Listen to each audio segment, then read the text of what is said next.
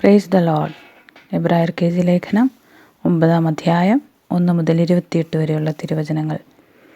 എന്നാൽ ആദ്യ നിയമത്തിനും ആരാധനയ്ക്കുമുള്ള ചട്ടങ്ങളും ലൗകികമായ വിശുദ്ധ മന്ദിരവും ഉണ്ടായിരുന്നു. ഒരു കൂടാരം ചമച്ചു, അതിൻ്റെ ആദ്യഭാഗത്ത് നിലവിളക്കും മേശയും കാഴ്ചയപ്പവും ഉണ്ടായിരുന്നു. അതിന് വിശുദ്ധ സ്ഥലം എന്നു പേർ. രണ്ടാം തിരശ്ശീലയ്ക്ക് പിന്നിലോ അതിവിശുദ്ധ എന്ന് കൂടാരമുണ്ടായിരുന്നു. അതിൽ പൊന്നുകൊണ്ടുള്ള ധൂപകലശവും മുഴുവനും പൊന്നു പൊതിഞ്ഞ നിയമപ്പെട്ടകവും അതിനകത്ത് മന്ന ഇട്ടുവെച്ച പൊൻപാത്രവും അഹരോന്റെ തളർത്ത വടിയും നിയമത്തിൻ്റെ കൽപ്പലകളും അതിനുമീതെ കൃപാസനത്തെ മൂടുന്ന തേജസ്സിൻ്റെ കെരൂബുകളും ഉണ്ടായിരുന്നു. അത് ഇപ്പോൾ ഓരോന്നായി വിവരിപ്പാൻ കഴിവില്ല. ഇവ എങ്ങനെ തീർന്ന ശേഷം പുരോഹിതന്മാർ നിത്യം മുൻകൂടാരത്തിൽ ചെന്ന് ശുശ്രൂഷ കഴിക്കും. രണ്ടാമത്തേതിലോ ആണ്ടിലൊരിക്കൽ മഹാപുരോഹിതൻ മാത്രം ചെല്ലും. രക്തം കൂടാതെയല്ല, അത് അവൻ തൻ്റെയും ജനത്തിൻ്റെയും അബദ്ധങ്ങൾക്ക് വേണ്ടി അർപ്പിക്കും. മുൻകൂടാരം നിൽക്കുന്നിടത്തോളം വിശുദ്ധ മന്ദിരത്തിലേക്കുള്ള വഴി വെളിപ്പെട്ടിട്ടില്ല എന്ന് പരിശുദ്ധാത്മാവ് ഇതിനാൽ സൂചിപ്പിക്കുന്നു. ആ കൂടാരം ഈ കാലത്തേക്ക് ഒരു സാദൃശ്യമത്രേ. അതിനൊത്തവണ്ണം ആരാധനക്കാരന് മനസ്സാക്ഷിയിൽ പൂർണ്ണ സമാധാനം വരുത്തുവാൻ കഴിയാത്ത വഴിപാടും യാഗവും അർപ്പിച്ചു പോരുന്നു. അവ ഭക്ഷ്യങ്ങൾ, പാനീയങ്ങൾ, വിവിധ സ്നാനങ്ങൾ എന്നിവയോടുകൂടെ ഗുണീകരണ കാലത്തോളം ചുമത്തിയിരുന്ന ജഡിക നിയമങ്ങളത്രേ.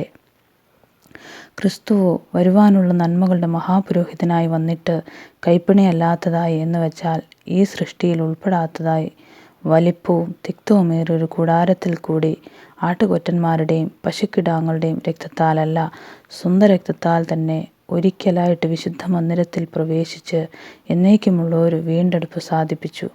ആട്ടുകൊറ്റന്മാരുടെയും കാളകളുടെയും രക്തവും മലിനപ്പെട്ടവരുടെ മേൽ തളിക്കുന്ന പശുഭംസവും ഭസ്മവും ജഡിക ശുദ്ധി വരുത്തുന്നുവെങ്കിൽ, നിത്യാത്മാവിനാൽ ദൈവത്തിന് തന്നെത്താൻ നിഷ്കളങ്കനായി അർപ്പിച്ച ക്രിസ്തുവിൻ്റെ രക്തം ജീവനുള്ള ദൈവത്തെ ആരാധിപ്പാൻ നിങ്ങളുടെ മനസ്സാക്ഷിയെ നിർജീവ പ്രവൃത്തികളെ പോക്കി എത്രയധികം ശുദ്ധീകരിക്കും. അത് നിമിത്തം ആദ്യ നിയമത്തിലെ ലംഘനങ്ങളിൽ നിന്നുള്ള വീണ്ടെടുപ്പിനായി ഒരു മരണമുണ്ടായിട്ട് നിത്യാവകാശത്തിൻ്റെ വാഗ്ദത്തം വിളിക്കപ്പെട്ടവർക്ക് ലഭിക്കേണ്ടതിന് അവൻ പുതിയ നിയമത്തിൻ്റെ മധ്യസ്ഥയാകുന്നു. നിയമമുള്ളിടത്ത് നിയമകർത്താവിൻ്റെ മരണം തെളിവാൻ ആവശ്യം. മരിച്ച ശേഷമല്ലോ നിയമം സ്ഥിരമാകുന്നത്. നിയമകർത്താവിൻ്റെ ജീവകാലത്തോളം അതിനുറപ്പില്ല. അതുകൊണ്ട് ആദ്യ നിയമവും രക്തം കൂടാതെ പ്രതിഷ്ഠിച്ചതല്ല. മോശ ന്യായപ്രമാണപ്രകാരം കൽപ്പനയൊക്കെയും സകല ജനത്തോടും പ്രസ്താവിച്ച ശേഷം പശുക്കിടാക്കളുടെയും ആട്ടുകൊറ്റന്മാരുടെയും രക്തത്തെ വെള്ളവും ചുവന്ന ആട്ടുരോമവും ഈസോപ്പുമായി എടുത്ത് പുസ്തകത്തിന്മേലെല്ലാം സകലവും ജനത്തിന്മേലും തളിച്ചു. ഇത് ദൈവം നിങ്ങളോട് കൽപ്പിച്ച നിയമത്തിൻ്റെ രക്തം എന്ന് പറഞ്ഞു.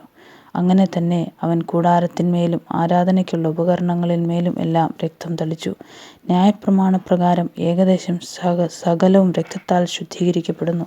രക്തം ചൊരിഞ്ഞിട്ടല്ലാതെ വിമോചനമില്ല. ആകയാൽ സ്വർഗത്തിലുള്ളവയുടെ പ്രതിബിംബങ്ങളെ ഈ വകയാൽ ശുദ്ധമാക്കുന്നത് ആവശ്യം. സ്വർഗീയമായവർക്കോ ഇവയേക്കാൾ നല്ല യാഗങ്ങൾ ആവശ്യം. ക്രിസ്തു വാസ്തവമായവൻ്റെ പ്രതിബിംബമായി കൈപ്പണിയായ വിശുദ്ധ മന്ദിരത്തിലേക്കല്ല, ഇപ്പോൾ നമുക്ക് വേണ്ടി ദൈവസന്നിധിയിൽ പ്രത്യക്ഷനാവാൻ സ്വർഗത്തിലേക്കത്രയേ പ്രവേശിച്ചത്. മഹാപുരോഹിതൻ ആണ്ടുതോറും അന്യരക്തത്തോടുകൂടെ വിശുദ്ധ മന്ദിരത്തിൽ പ്രവേശിക്കുന്നത് പോലെ അവൻ തന്നെത്താൻ കൂടെ കൂടെ അർപ്പിപ്പാൻ ആവശ്യമില്ല. അങ്ങനെയായാൽ ലോകസ്ഥാപനം മുതൽക്ക് അവൻ പലപ്പോഴും കഷ്ടമനുഭവിക്കേണ്ടിയിരുന്നു. എന്നാൽ അവൻ ലോകാവസാനത്തിൽ സ്വന്തം യാഗം കൊണ്ട് പാപപരിഹാരം വരുത്തുവാൻ ഒരിക്കൽ പ്രത്യക്ഷനായി. ഒരിക്കൽ മരിക്കുകയും പിന്നെ ന്യായവിധിയും മനുഷ്യർക്ക് നിയമിച്ചിരിക്കയാൽ ക്രിസ്തുവും അങ്ങനെ തന്നെ അനേകരുടെ പാപങ്ങളെ ചുമപ്പാൻ ഒരിക്കൽ അർപ്പിക്കപ്പെട്ടു. തനിക്കായി കാത്തു നിൽക്കുന്നവരുടെ രക്ഷയ്ക്കായി അവൻ പാപം കൂടാതെ രണ്ടാമത് പ്രത്യക്ഷനാകും.